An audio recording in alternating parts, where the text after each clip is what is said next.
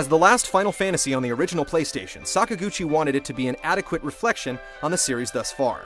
The concept they would end up using wasn't originally intended to be a part of the core franchise. While its early development began alongside 8, the plan was to release the game as an addendum so as not to conflict with the newer futuristic direction the series was heading for. In 1999, it was announced that the yet untitled project would indeed receive a Roman numeral. It was slated to come out in early 2000, but Square's biggest competitor, Enix, had just finished Dragon Quest VII. Square delayed its latest efforts several months to avoid a simultaneous release.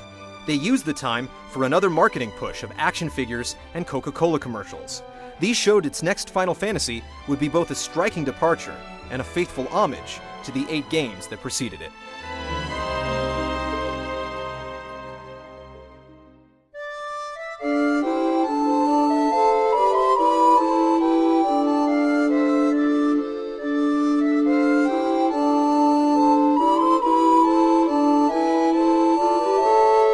Final Fantasy IX was released in Japan on July 7, 2000. It arrived in America in mid-November. In addition to his production role, Hironobu Sakaguchi returned to the creative staff to help solidify early concepts. He was aided by game producer Shinji Hashimoto. Yoshitaka Amano also returned to the forefront of the team. Nobuo Uematsu composed his 9th continuous score, and in the director's chair was Hiroyuki Ito, responsible for such Final Fantasy pillars as the Job and Active Time Battle Systems and Espers. Almost every aspect of the design in 9 returned to the roots of the series. The plot appeared to follow many common cliches, but it was intended to. The adventure began when our hero, Zidane, a member of a rogue theater group, took part in an elaborate attempt to kidnap the Princess Garnet. As they bumbled their way through the mission, they were accidentally joined by Garnet's stalwart protector, Steiner, and the befuddled black mage, Vivi. Through the trials that followed, they enlisted the talents of the stoic dragoon Freya, the effervescent summoner Aiko, the enigmatic gourmand Quina, and the brooding bounty hunter Amarant. They also got occasional assistance from Beatrix, a general to the army of Alexandria, and various members of Tantalus, Zidane's performing pals.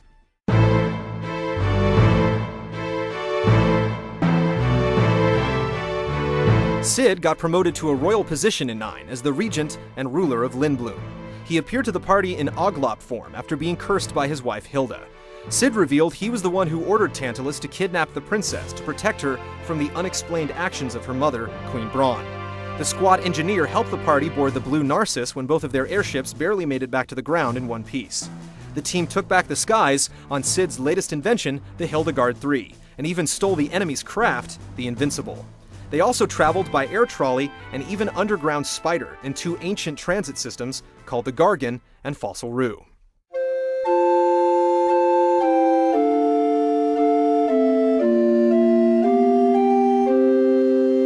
The plot in 9 was not only filled with numerous references to the 2 sprite generations, it almost felt like a direct sequel to the original NES adventure. It was revealed the story's fatalistic villain, Kuja, came from another world called Terra. To reach this dimension and discover its secrets, you had to travel to 4 elemental shrines. Their protectors, Malorus, Tiamat, Kraken, and Lich, are unmistakable allusions to the fiends from Final Fantasy I.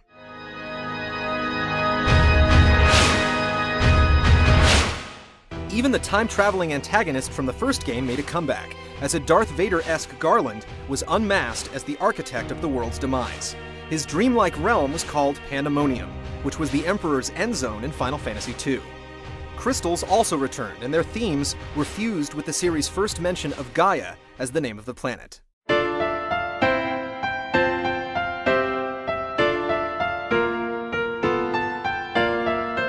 9 primarily dealt with its lead characters battling with issues of identity. Garnet had the weight of a kingdom on her inexperienced shoulders, and Vivi came to terms with his own creation and inevitable death. Even Kuja wrestles with intense feelings of powerlessness. In addition to conceptual reference, there are also many specific nods to its predecessors. Hilda bears a resemblance to the Final Fantasy II queen. Dagger dons a white mage's robe, the dwarves shout out a somewhat familiar greeting, the battle line went back to 4, and you could attempt to buy a number of classic trinkets at the Treno auction house, such as Yuna's mirror.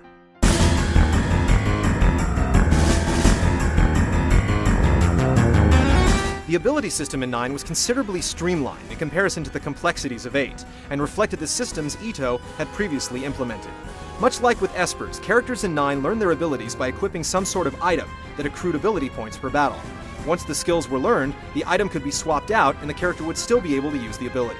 Any equipment slot now had the capacity to teach these talents, and they became usable by the character the moment the item was assigned. Items taught different characters varied abilities. Much like Final Fantasy IV, each hero in 9 was clearly intended for a particular job.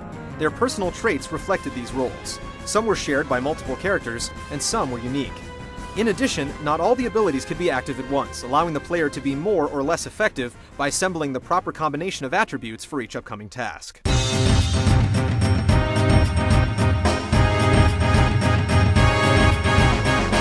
The limit break concept from 7 made a comeback when party members entered trance mode by reaching the end of their damage bar.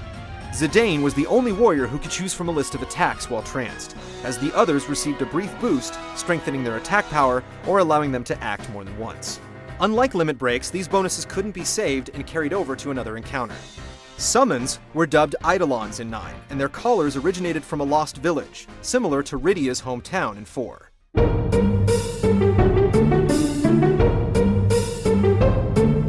Replicating 8's grid-based card diversion, 9 let you challenge multiple characters to a bout of Tetramaster.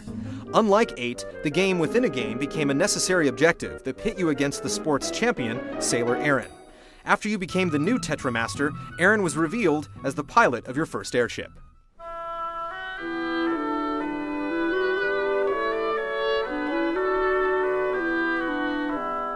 9 also introduced the Final Fantasy audience to a strange internet support system called Play Online. Originally conceived to interact with Final Fantasy X, Play Online developed into an online add-on for Brady Games' strategy guide. This proved to be a poorly thought-out idea. Many fans that purchased it felt cheated because of the lack of printed information. Today, Play Online serves as the communication hub for Square's internet services, including Final Fantasy XI and Tetramaster.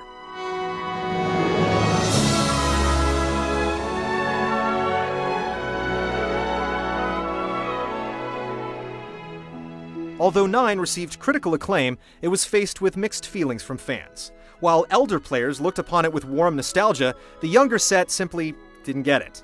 Nevertheless, Sakaguchi has stated several times that Final Fantasy IX is his personal favorite.